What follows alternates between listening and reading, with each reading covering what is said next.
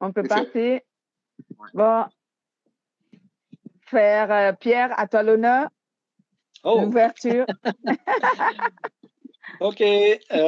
Seigneur Jésus, je te demande de nous inspirer le plus possible, de nous envoyer tout ce que tu as pour nous donner un bon enseignement. De bénir aussi tous ceux qui se joignent au groupe pour nous participer et en même temps recevoir ce que Dieu a à nous dire. Je demande aussi de nous bénir chacun particulièrement pour que l'on puisse passer un bon moment ensemble. Alors, je le prie dans le nom de Jésus. Amen. Amen. Merci, Saint-Esprit. Et salut à vous tous. Bonsoir, bonjour, bonsoir. Je ne sais plus, là. On va donc relire notre texte d'Éphésiens, chapitre 6, au verset 1 à 4. Donc, puisque nous continuons avec le même thème intitulé « La relation entre enfants et parents ». La relation entre enfants et parents, nous lisons Éphésiens chapitre 6, versets 1 à 4.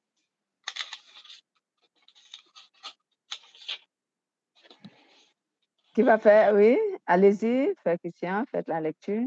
Alors, Éphésiens chapitre 6, versets 1 à 4. Enfants, obéissez à vos parents selon le Seigneur, car cela est juste. Honore ton père et ta mère. C'est le premier commandement accompagné d'une promesse, afin que tu sois heureux et que tu vives longtemps sur la terre. Et vous, pères, n'héritez pas vos enfants, mais élevez-les en les corrigeant et en les avertissant selon le Seigneur. Amen. Amen. Et vous, pères, n'héritez pas vos enfants, mais élevez-les en les corrigeant et en les avertissant selon le Seigneur. La relation entre enfants et parents. Dimanche dernier, le Saint-Esprit nous a appris que la relation entre enfants et parents nous enseigne comment est-ce que Dieu aimerait que nous vivions en famille entre nos enfants et nous, ou alors si nous, on occupe la place d'enfants entre nous et nos parents. Voilà. Et pour que cette relation soit harmonieuse, paisible, réussie, bien sûr, parce qu'il faut souvent qu'on réussisse à vivre une relation d'amour, d'harmonie, de paix. Donc, pour que cette relation puisse être vraiment harmonieuse, paisible et réussie, Dieu a défini les rôles de part et d'autre, donc le rôle des enfants et le rôle des parents. Vous savez, Dieu est quelqu'un, c'est un être juste et équitable. Donc, quand il s'agit d'une relation, Dieu répartit toujours les rôles parce que chacun de nous doit assumer un rôle pour que la relation fonctionne parfaitement. Voilà. Donc ici, Dieu a établi dans les rôles entre les enfants et leurs parents. Les enfants ont leur rôle assumé et les enfants, les parents, autant pour moi, ont également leur rôle à assumer. Et dimanche dernier, je pense que nous avons parlé du rôle des parents.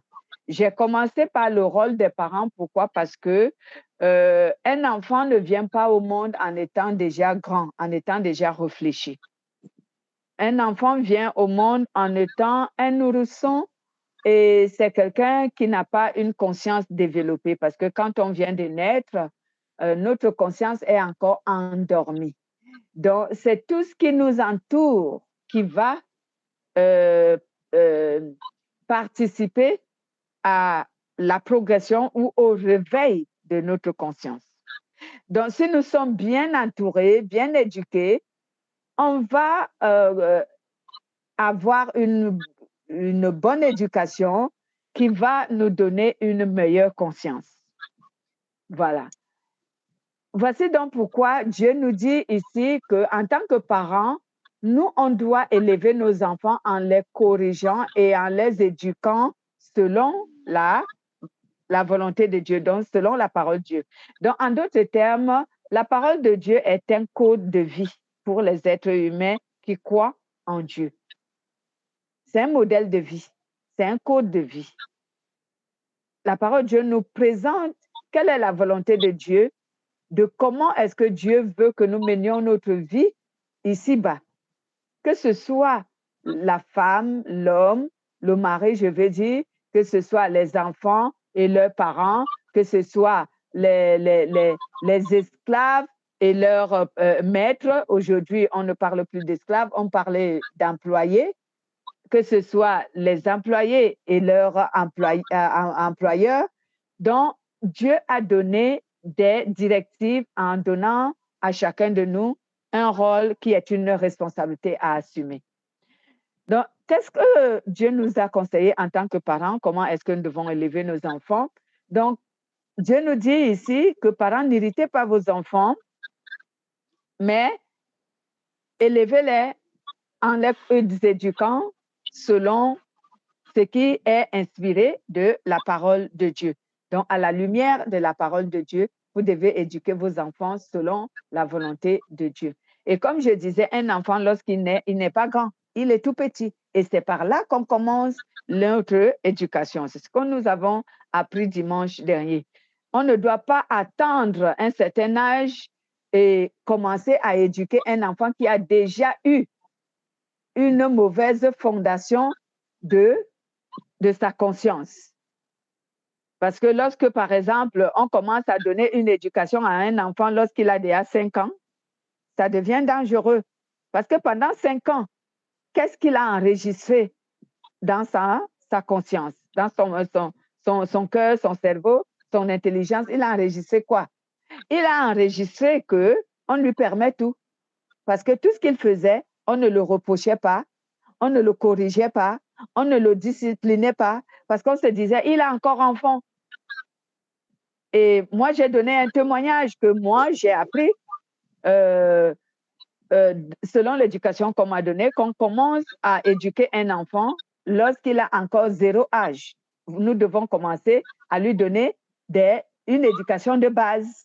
Et c'est cette éducation de base qui est un fondement de la vie de cet enfant, et c'est cette éducation qui va développer sa conscience. En mal ou en bien, ça dépendra de l'éducation qu'on aura donnée à cet enfant. Donc, aujourd'hui, on continue lorsqu'un enfant est grand. Lorsqu'un enfant est grand, lorsqu'il grandit, qu'est-ce qui fait souvent en sorte que quelquefois les enfants sont révoltés ou quelquefois les enfants sont impolis, mal éduqués? C'est la base. C'est la base. La base a été mal formée. Donc, l'enfant n'a pas eu une belle ou une bonne éducation qui est inspirée de la parole de Dieu dès la base.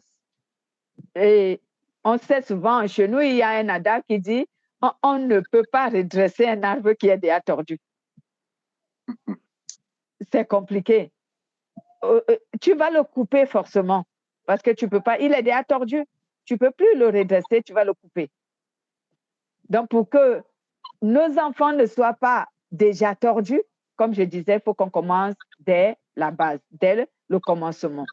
Et à ce moment, l'enfant ayant déjà une bonne éducation qui est inspirée de la parole de Dieu dès la base, dans ses années d'adolescence ou dans ses années d'adulte, quand il devient majeur, on aura juste à lutter contre l'adolescence, parce que quand un enfant atteint l'âge de l'adolescent, il devient un perturbateur parce qu'il rencontre tout et il découvre même certaines choses, certainement, qu'on n'avait pas pris la peine de lui enseigner pendant qu'il était encore tout petit. Et là aussi, je vais rebondir sur ça. Il y a les parents qui mettent un tabou sur certains sujets, à ne pas parler avec les enfants. Mais il va le découvrir forcément. Il va le découvrir. Donc, ça ne vaut pas la peine de se taire en disant, je ne veux pas parler de ça avec mon enfant, sinon peut-être qu'il va s'intéresser. Mais non, il faut apprendre à parler aux enfants de tous les domaines de la vie sans exception. Amen.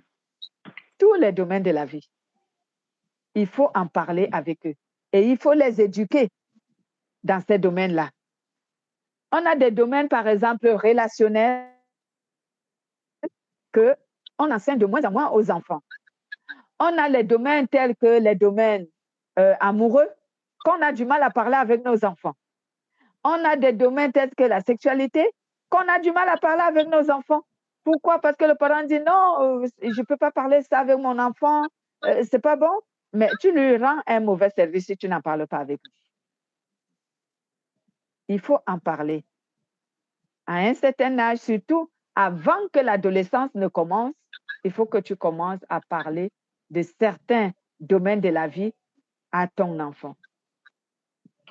Qu'il soit un garçon ou qu'il soit une fille, il faut que tu te mettes à lui parler. Parce que l'éducation d'un enfant devient plus compliquée lorsqu'il commence à atteindre l'âge de l'adolescence. Donc, si les choses, si l'éducation n'a pas été vraiment bien suivie, que vous avez élaboré presque tous les domaines de la vie, si vous n'avez pas en parlé, si tu ne les as pas éduqués là-dessus, quand viendra l'adolescence, ton enfant, tu ne peux plus le maîtriser. Tu ne pourras plus le maîtriser. C'est pour cela qu'aujourd'hui, beaucoup de parents, à l'âge de l'adolescence, ils perdent le contrôle sur leurs enfants. Ils n'en ont plus. Parce qu'ils ont beaucoup négligé certains domaines, certaines facettes de la vie. Ils n'en ont pas parlé avec les enfants. Ils ne les ont pas éduqués là-dessus. Eux, maintenant, ils commencent à apprendre à connaître l'existence de ce domaine de la vie dehors. Cela veut dire auprès des amis, auprès de leur entourage. Et nous savons bien que tout ce que nous pouvons apprendre auprès de nos amis ou auprès de notre entourage, quelquefois, n'est pas favorable pour nous. C'est plutôt quelque chose qui va te dérouter, qui va détruire ta vie ou qui va amener beaucoup plus de complications dans ta vie. C'est pourquoi cet enseignement est vraiment essentiel pour ceux qui ont les enfants, que ce soit les petits-fils ou les petites-filles, que ce soit les enfants à bas âge. Il faut commencer à les enseigner et à un certain âge, je peux fixer l'âge. Par exemple, les filles, à partir de 10 ans, il faut commencer à lui parler certains domaines de la vie. La vie amoureuse, il faut en parler. La vie sexuelle, il faut en parler parce que les filles sont précoces. Et les garçons, peut-être à partir de l'âge de 14 ans, il faut commencer à en parler. Avec lui, en l'éduquant. En l'éduquant, comment est-ce qu'il doit s'y prendre? Quels sont les avantages, les inconvénients qu'il va rencontrer dans ces domaines-là? Parce que dans chaque domaine de la vie, il y a les avantages et les inconvénients. Il faut en parler. Et cela va permettre à ce qu'il y ait une certaine confiance entre les enfants et leurs parents. L'enfant se sent mieux à l'aise lorsqu'il confie, lorsqu'il discute de tout avec son parent, que ce soit sa mère ou son père. Il se sent à l'aise lorsqu'il est compris, lorsqu'il est écouté. Et lorsqu'il faut maintenant les corriger, c'est ce que le Seigneur dit ici, il faut les corriger avec beaucoup plus d'intelligence pour ne pas les pousser à la révolte. Cela veut dire quoi? Cela voudrait dire que tu ne dois pas t'opposer forcément à chaque idée ou à chaque chose que ton enfant vient te dire. Au fait, expose-lui la situation. J'aimerais dire, expose-lui l'avantage et l'inconvénient de ce qu'il est venu te dire. Donc, montre-lui le danger qu'il court et les avantages qu'il aura. Et tu lui dis, bon, tu es maître de ta vie, tu choisis, mais moi, je t'ai enseigné comment est-ce que ça se passe. Oui. Cela va permettre à ce que l'enfant ne s'irrite pas et ne se révolte pas. Mais lorsque un enfant, tu commences à lui dicter tout ce qu'il doit faire et que lui, il n'a pas de choix, il va se révolter. Et en plus, lorsque tu n'as pas mis des bases solides depuis son enfance, supposons, lors de son enfance, tu n'étais pas assez discipliné avec lui. Maintenant que tu vois qu'il multiplie les bêtises, c'est à ce moment que tu te réveilles pour être discipliné, il ne va pas t'écouter. Parce que tu as perdu trop de temps.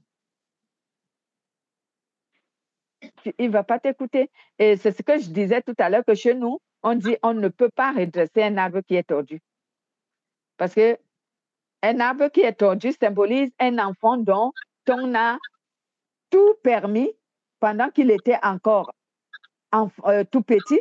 On lui a tout permis, il décidait et on acceptait, il faisait ses caprices et on cautionnait. On se disait, bon, on le reprochera plus tard. Il s'est habitué que personne ne le reproche, personne ne s'oppose à ce qu'il dit.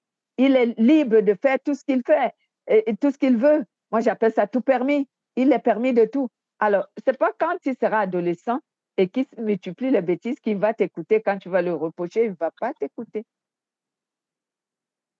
Il ne va pas t'écouter. Et déjà, vous allez devenir des ennemis. Parce que vous n'avez pas commencé cette relation avec lui, vous ne l'avez pas commencé très tôt. Vous allez devenir des ennemis. Par contre, si tu commences dès son bas âge à lui parler de ça, vous serez des amis. Et si tu sais t'y prendre, vous serez des amis. Lorsque il décide de faire une bêtise, que tu lui as montré les avantages et les inconvénients et qu'il décide quand même de faire, laisse-le faire.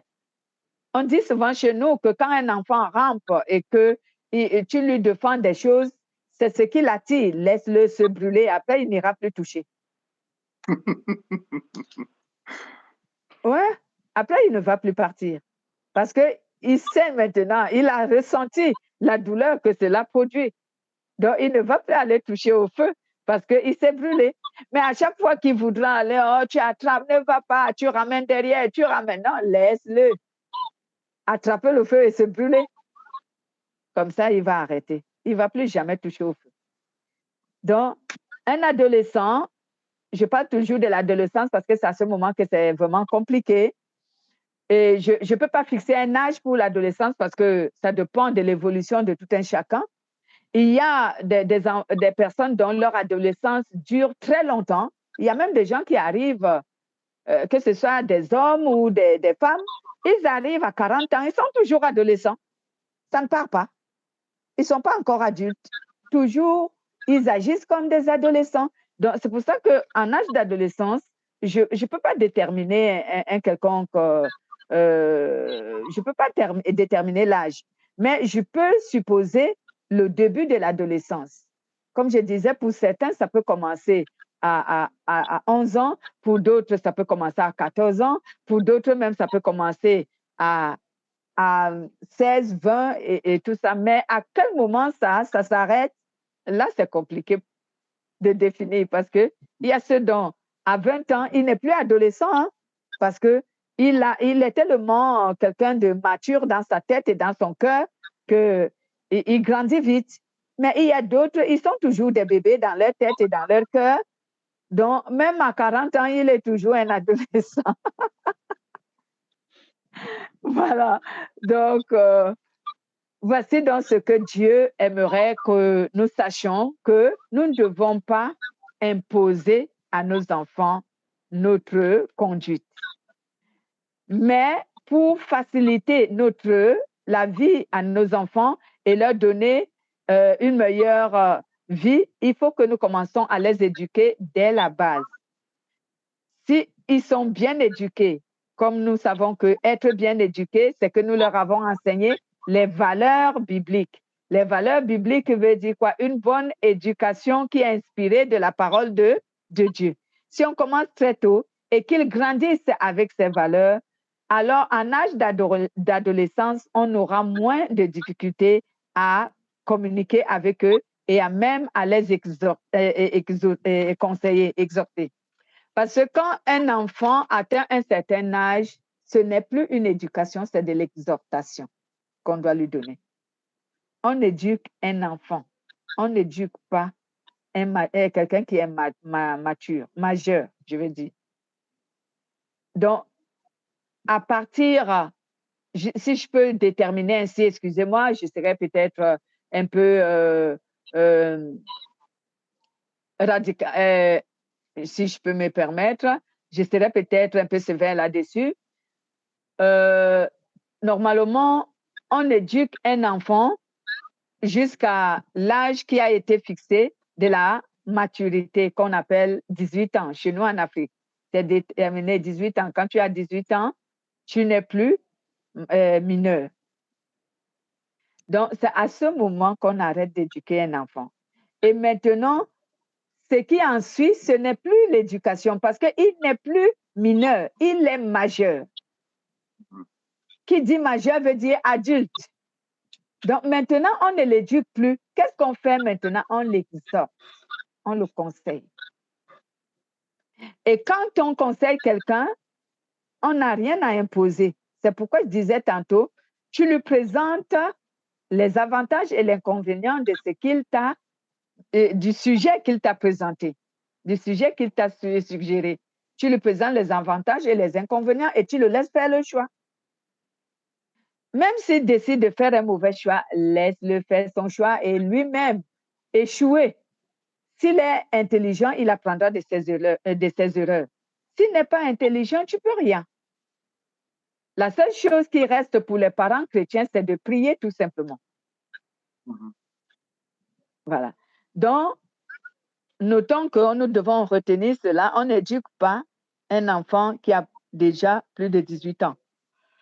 Parce qu'il est déjà majeur. On ne l'éduque pas. Celui-là, on le conseille, on l'exhorte.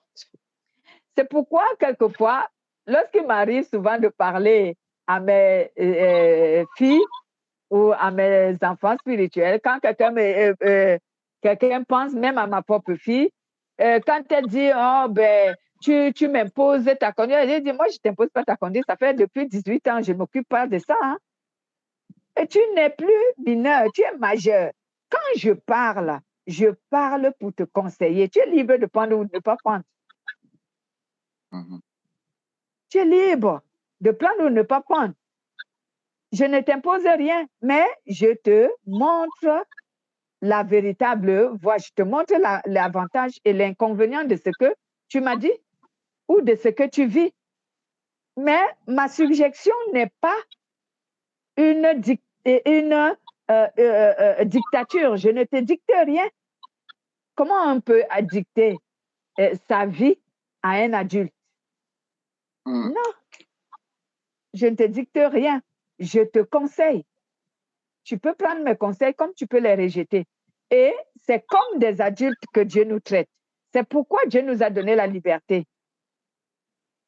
On est libre de choisir obéir à Dieu, comme de choisir de faire également le choix de ne pas obéir à Dieu.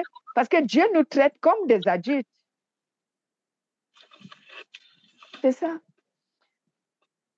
Voici donc pourquoi Dieu a dit, n'irritez pas vos enfants de peur que vous les poussez à la révolte. Et un enfant se révolte à quel âge? Vous-même remarquez, vérifiez bien à quel âge ton enfant a commencé par s'opposer à tes autres. Certainement quand il avait déjà 17 ans, 18 ans. Ce n'est pas avant. Avant, les enfants boudent, ils murmurent quand ils sont tout petits. À l'âge de 7 ans, 8 ans, 9 ans, 10 ans, ils boudent. Mais ils ne se révoltent pas parce que son instinct enfant agit encore. Il sait que le papa est l'autorité. Je dois me soumettre. Il le sait. Toute ma vie dépend de mon père, de ma mère, de mes parents. Je ne peux pas vivre tout seul. C'est pour cela, cet instinct est en eux. C'est un instinct. Ils le ressentent. Mais quand un enfant commence à avoir 17, 18 ans, 19 ans, à ce moment-là, il veut prendre son envol. C'est pourquoi il ne veut plus qu'on l'impose quoi que ce soit. Normal. Ouais. Il ne veut plus qu'on l'impose quoi que ce soit. Donc, voici donc notre devoir en tant que parents.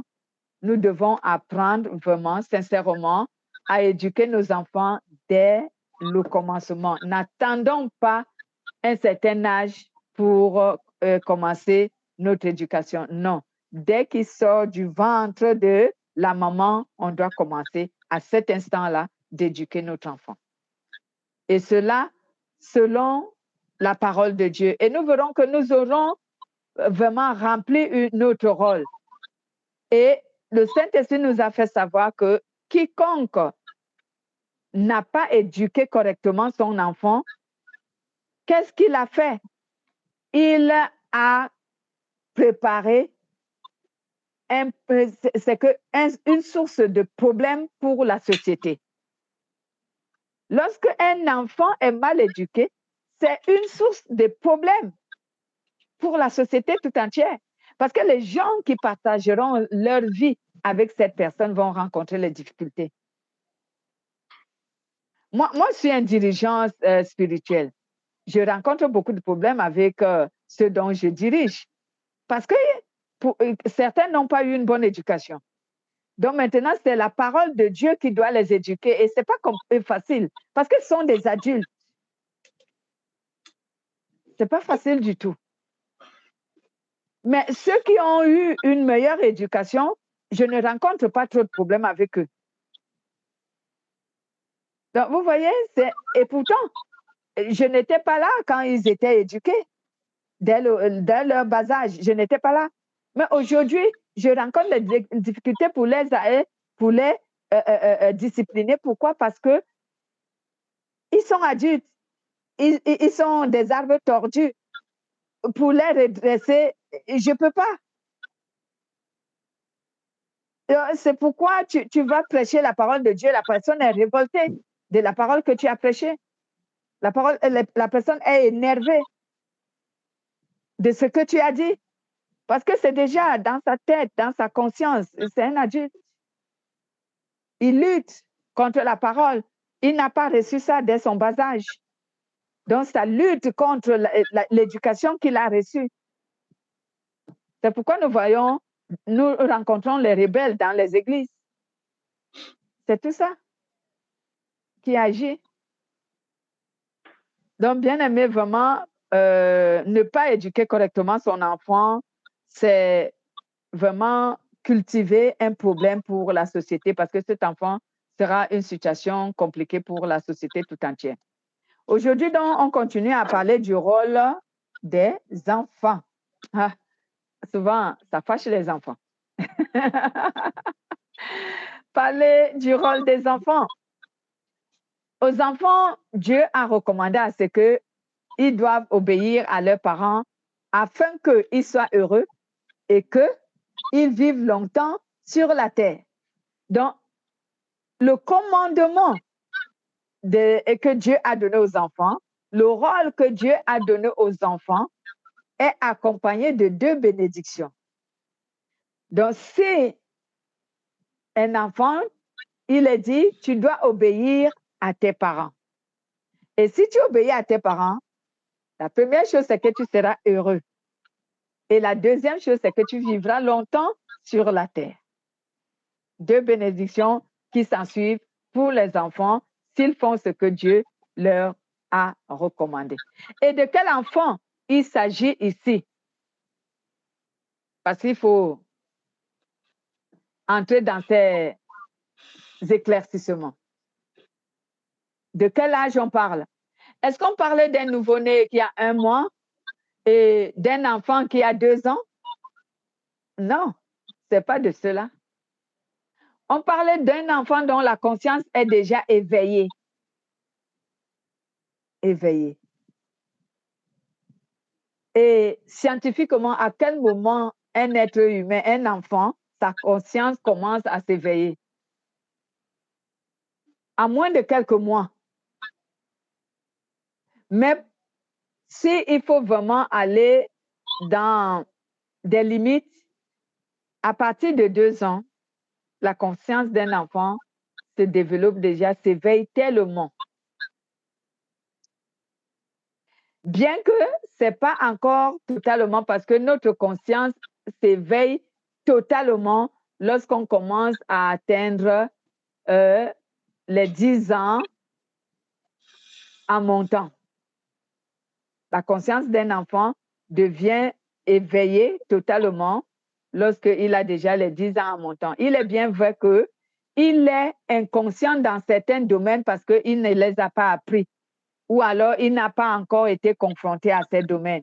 Mais à partir de 10 ans, un enfant connaît déjà ce que c'est que le mal et le bien.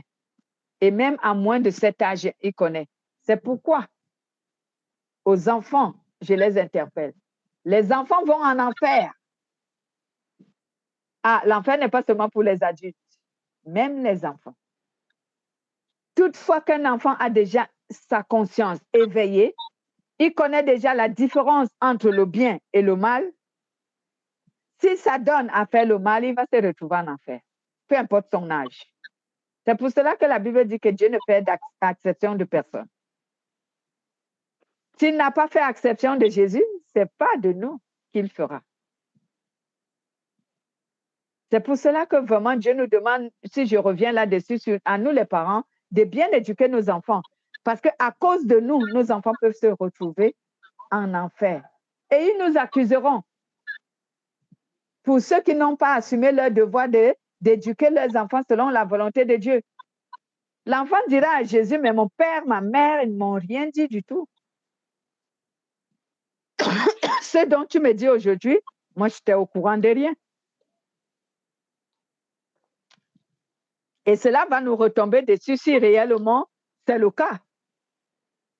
Si c'est le cas que tu n'as pas bien éduqué ton enfant selon la parole de Dieu, et ce dernier se retrouve en enfer, puisque Dieu connaît tout dans les moindres détails, si cet enfant, il s'avérait vraiment que c'est vrai que ses parents ne lui ont jamais appris une seule parole de Dieu et qu'il se retrouve en enfer, ce serait de la faute de ses parents. Et ses parents vont répondre de cela devant Dieu. Parce que c'est de leur faute. Il lui est rien appris. Il ne connaît rien de Dieu. C'est compliqué. Une question. Excusez-moi, oui. Pour le parent qui n'a pas bien éduqué ses enfants, puis en cours de route, il s'est converti à Dieu, puis il demande pardon. Est-ce qu'il y a un pardon qui peut être appliqué dans ça? Parce que on parle tout le temps que Dieu nous donne la grâce, puis je dis que quand on n'est pas converti, on n'est pas avec le Seigneur. Puis parce qu'on a éduqué nos enfants, on était païens, puis là, on devient chrétien. Est-ce qu'il y a un genre de pardon face à ça? Tout à fait. Tout à fait. La Bible déclare que Dieu pardonne les péchés faits dans les temps de l'ignorance. Donc, nous étions païens, comme tu as pris l'exemple. Nous étions païens, donc on n'a pas éduqué nos enfants selon la volonté de Dieu. Maintenant qu'on devient chrétien, on demande pardon à Dieu pour cela, que dès la base, on n'a pas éduqué nos enfants selon la volonté de Dieu. Mais il va falloir que nous nous rattrapons. En faisant quoi?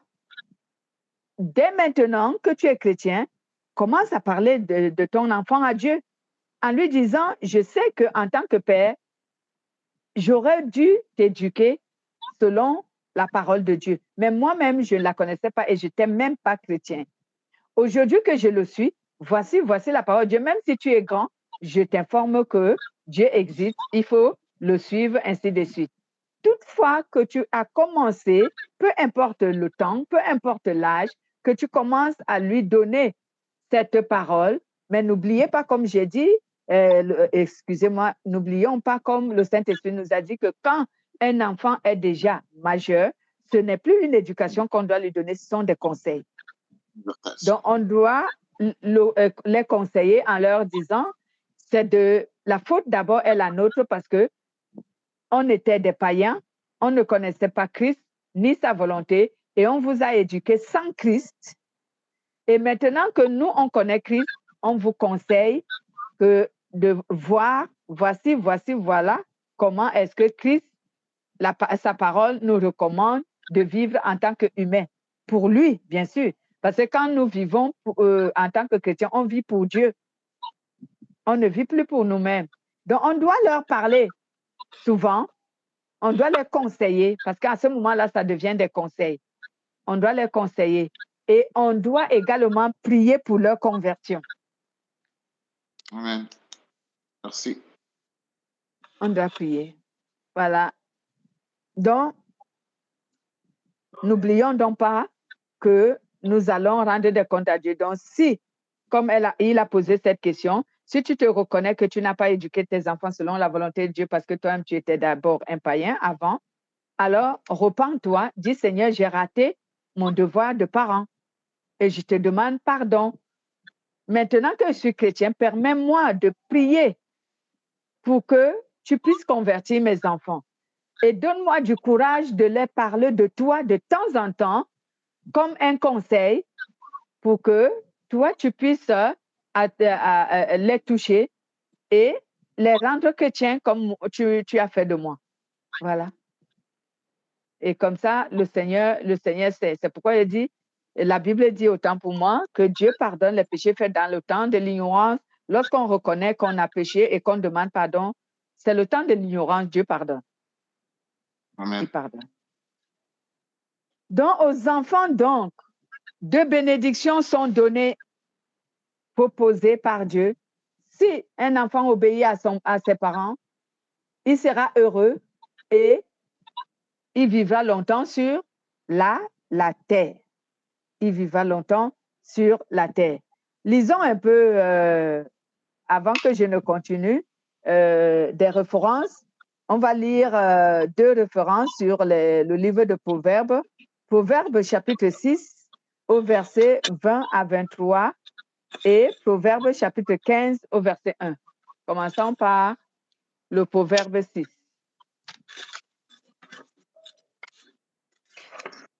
Un Proverbe 6.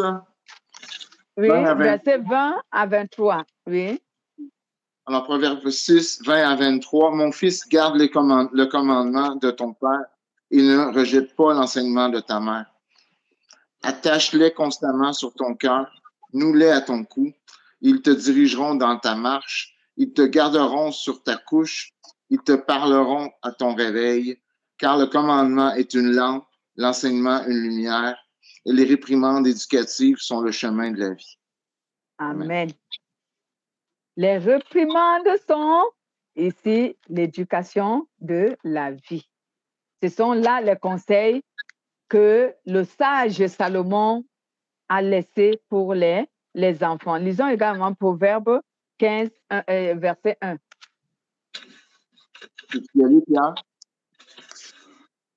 Proverbe 15, chapitre 15, verset 1. Une réponse douce calme la fureur, mais une parole dure excite la colère. Une réponse douce calme la colère, mais une parole blessante excite la colère. Donc, en tant qu'enfant, lorsque tu es confronté à une réaction de tes parents qui ne te plaît pas, vaudrait mieux avoir une réponse, comme la Bible dit ici, une réponse douce.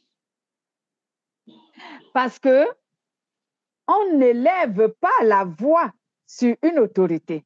Le parent est une autorité. On n'élève pas la voix sur une autorité. C'est une loi divine. Quand c'est une autorité qui est face à toi, lorsqu'il te réprimande quelque chose ou qu'il te donne un conseil, bien que ce conseil ne soit pas plaisant pour toi, tu n'as pas à hausser la voix. On n'ose pas la voix devant une autorité. Non. Prenons même l'exemple. Dans les exemples, la Bible dit que est-ce que la nature elle-même ne vous enseigne-t-elle pas? Lorsque tu as un patron, c'est une autorité, non? Quand ton patron te crie dessus, est-ce que tu ouvres la bouche pour répondre avec, comme dit la parole ici, avec fureur? Est-ce que tu le réponds avec fureur? Si tu réponds à ton patron avec fureur, même si tu es un ouvrier ou un employé indispensable, il va te licencier. Parce que c'est un manque de respect. Il va te licencier. Parce que tu méprises son autorité. On ne lève pas la voix devant une autorité. Jamais. Mais aujourd'hui, les enfants lèvent leur voix devant leur autorité, devant les parents, devant... C'est pourquoi, ici, le Saint-Esprit nous enseigne que quand un parent n'obéit, quand un enfant, autant pour moi, n'obéit pas à ses parents, qu'est-ce qui se passe? Il suscite, sa désobéissance suscite contre lui-même les malheurs. Donc, l'inverse de la promesse que Dieu lui a faite. Parce que Dieu a dit aux enfants, si vous obéissez à vos parents, vous serez heureux et votre vie sera prolongée sur la terre. Alors, c'est l'inverse qui va se produire si tu désobéis à tes parents. Si ton parent parle, toi, tu hausses la voix parce que ce qu'il te dit ne te plaît pas, donc tu lui cries dessus comme si c'était lui qui était l'enfant et que toi, tu étais déjà le parent. Tu méprises de son autorité et tu lui manques du respect. Alors, qu'est-ce qui va se passer? Tu es en train de composer l'inverse des promesses que Dieu t'a données. Tu seras malheureux sur la terre et tu vas écourter ta vie. Eh oui, tu vas écourter ta vie. À cause de notre temps, je sais que tout le monde a envie d'aller loin, mais pour que notre vidéo ne soit pas trop longue, on va s'arrêter là. On va continuer sur le même jusqu'à ce qu'on va parler clairement de ce qui arrive aux enfants, où aujourd'hui, nous voyons certains enfants sont malheureux. Chez nous, en Afrique, les gens ont l'habitude de dire, on dirait que je suis maudit. Mais oui, tu es maudit. Qu'est-ce qui s'est passé avec tes parents? Quelle est l'autorité dont tu as manqué du respect? La Bible déclare qu'il n'y a pas de malédiction sans effet. Cela veut dire qu'une malédiction ne prend pas effet lorsqu'il n'y a pas un péché commis. Mais s'il y a un péché commis, une malédiction aura effet. La malédiction aura effet. Donc, la désobéissance à une autorité est une malédiction. Tu attires contre toi la malédiction. Et tu écourtes ta vie. On continuera dimanche prochain selon la grâce que le Seigneur nous accorde. Y a-t-il des questions? Non, ça va. Amen. Soyez bénis. On va s'arrêter là afin que notre vidéo soit facilement visionnable. Soyez bénis. Bonne soirée à vous. Salut Sylvain. Salut Pierre. Bonne semaine. Salut à vous. Soyez bénis. Soyez tous bénis.